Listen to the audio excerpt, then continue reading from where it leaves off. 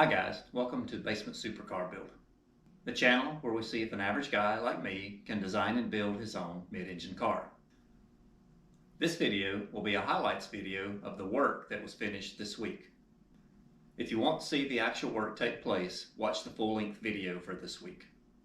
And with that out of the way, let's get started on this week's video. So I took a little time this morning and cleaned up. It was getting terrible. I couldn't walk. I couldn't find tools. So cleaned up all my tools and swept. I even found a jug of motor oil that I had bought to go in the engine here. So I was getting ready to buy engine oil here soon. I'm glad I spotted this because that'll save me from buying twice as much as I need.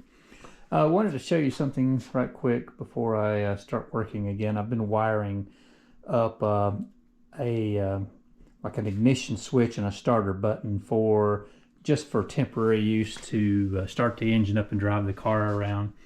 And this is what I found. I found this on the internet. I've mounted it here just temporarily. And this is a master switch, so this would be like the key on the car. When you flip the switch on, the light comes on showing you that everything is powered up. This powers up the digital dash and the ECU.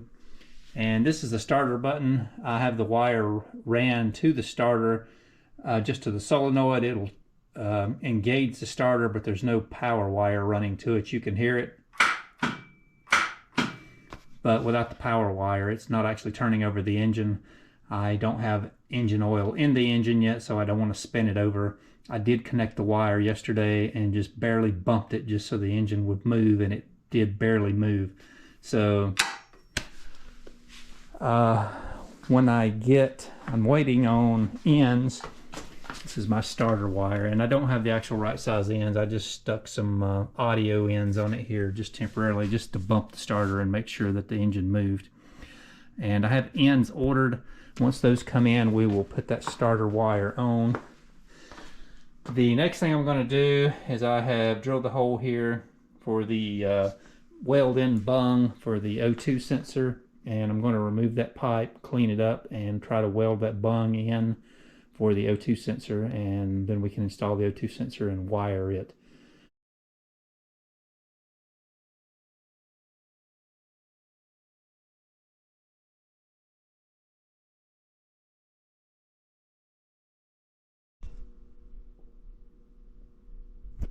I want to show you a couple things that I just finished working on. I stopped by today and picked up some fluids. I got some power steering fluid, and I filled the reservoir up, though once it starts pumping fluid through the lines and up to the front rack, steering rack, I'm sure it'll need some more fluid added, maybe quite a lot of fluid. I bought 2 bottles to be safe.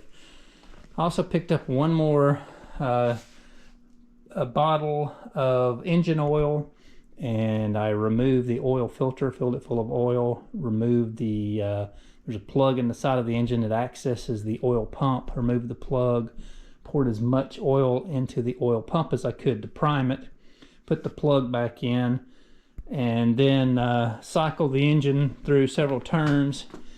I actually had my wife help me. She was holding the start button while I was looking through the hole here at this back rocker arm just to see if oil did come out the hole. It took several turns on the engine, but after 15 or 20 seconds or so of trying to start the engine or turning the engine over, I could see the oil come out the hole. So the engine is primed. It has oil in it now. And I also put the fuel pump in, and it's bolted in solid and plumbed up correctly. I'm waiting on a relay to wire this up. I am not supposed to run over, I think it was 10 amps through this wire here, through the ECU, and this pump, they said use a 40 amp relay. So I'm waiting on that relay and the wiring harness to come in to wire up the fuel pump. Since there's no fuel in the tanks and no fuel pump, we can turn the engine over. And what I have here, I purchased this. This is a master switch. You can see it lights up, showing me this will be the same thing as putting the key in the car. It powers up everything.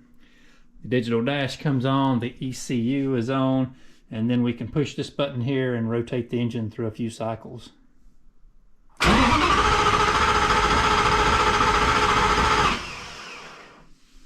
So that's interesting. At least the starter is wired correctly and it works. I'm waiting on one more wire to come in. This is a wiring harness for the alternator, and I'll use one of these. I'm not sure. I think I need the one with the resistor. Whichever one I don't use, I'll send back. But basically, this is the exciter wire that goes to the alternator, and then there is a wiring harness from the alternator to the positive side of the battery. And this exciter wire just tells the alternator if the voltage is getting low and it needs to charge more, or if the voltage is high and it needs to charge less or turn off. It's just a control wire, basically. Well, let's take a look at what we've accomplished this week. I was trying to get the car completely finished and ready to start the engine, and we are really close to that.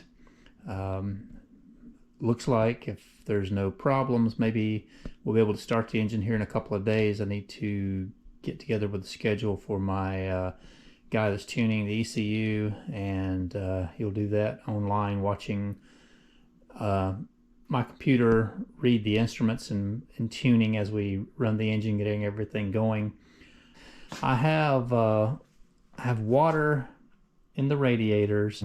I need to mount this. I purchased this for the pressure coming off of the cylinder heads, and I bought this cap here that goes where the oil filler cap went, and this is to relieve pressure off the heads, and this will come down, and I'm thinking about mounting this possibly here behind the fender well in this area.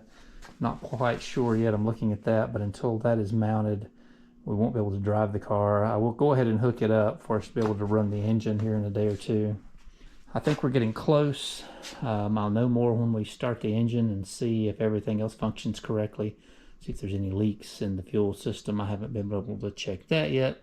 I have checked to make sure the fuel pump comes on and runs, but I don't have any fuel in the engine, so I haven't actually primed the system and see if everything is tight. There's no leaks. But we're getting very close.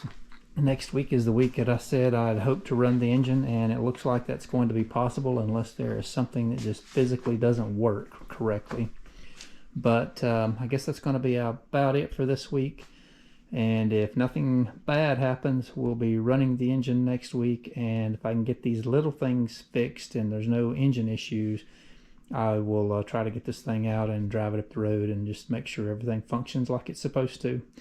But be sure to check back in next week. It should be an exciting week, and I'll see you guys again in 1 week.